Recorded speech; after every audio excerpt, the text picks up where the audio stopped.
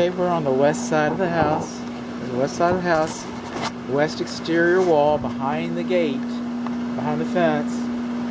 And what we have here, what we're looking at, is this is the water heater. Probably the only water heater for the house. If there's others, we'll find them. If there's others, we'll look for them. It's GFCI protected. I'm jumping. Okay, this is very common. It's a tankless water heater. It's a tankless water heater, Reunity. And I don't have a serial number. I do not have a serial number. But it'd be reasonable to assume that this is original to the house. If it's original to the house, then it's probably about 10 years old. And tankless water heaters last a little longer, usually last a little longer, but not much really. Their efficiency is in their operation. So it's an older unit, so just know that.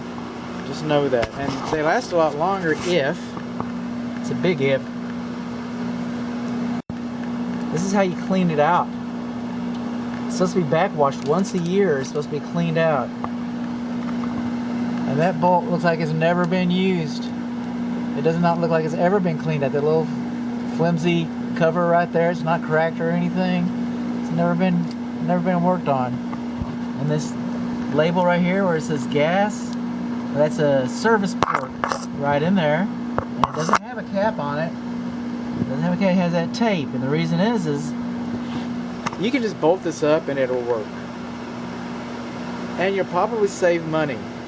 But for it to work at its peak efficiency, then the actual pressure should be dialed in, the gas pressure, so that the jets are adjusted so it operates at prime, at prime operating. So what we have here is nobody's ever taken that tape off, so we do know it's been bolted up. We assume it's been working. That being said, it could work more efficiently. A plumber can answer that better than I can. That's what I learned at a desk in school. So, but this is all over the internet. This is all over the internet. It's supposed to be cleaned out once a year. Now, when they're installed, they even have instructions on it. It says call us every year to come have this thing cleaned out to get maximum.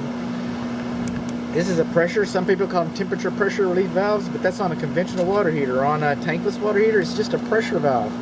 Just a pressure valve, because we don't have a tank. We don't have a tank. So what happens with this is these last about 3 years. Last about 3 years. Doesn't look like he's been ever changed either. So it's never been flushed. We're not sure about this gas valve, and this valve has never been replaced. Well, again, they last about 3 years. If you see water dripping out of this little pipe right here, you see water dripping from that, you know that you've got a problem. You do. You know that you've got a problem. Like I said, we've got GFCI, but I'm going to yank you around just a little, and this is the cover. Oh, I have some clients. I've had clients with these water heaters on the exterior walls like this, even with the insulation. If it gets really, really super cold, I have some clients that have experienced freezing with these. Not many that I'm aware of. But I've had 2 past clients reach out to me, and I actually visited their houses because I was curious. I wanted to see what was happening. I really didn't have an explanation because it was only freezing in the kitchen. In the kitchen, like this one, the kitchen's on the other side of this wall. This is the west wall, kitchen's on the other side. It was freezing in the kitchen. I have no idea, and the rest of the house was fine. And this receptacle outlet, just like this is GFCI protected. This should be GFCI protected.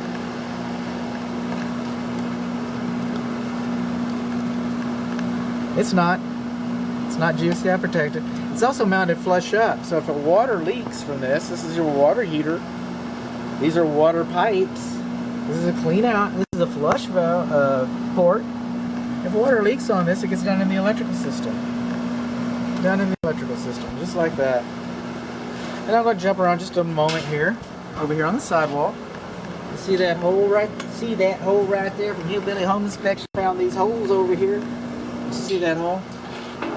These holes, there's only one reason for these holes. Only one known reason, and that's for treatment of subterranean termites. There's no other reason to drill a hole next to your foundation in the slab like that. That's the style, that's the modus operandi, that's the method. This tells us this house has been treated at least once for subterranean termites. We do not know who treated it. We do not know when it was treated. And at this point, we don't know what it was treated with. Some of that information might be available in the house. The seller might have some documentation. But at this point, where I'm along so far in the process, this is a second video I've made today. It's been treated.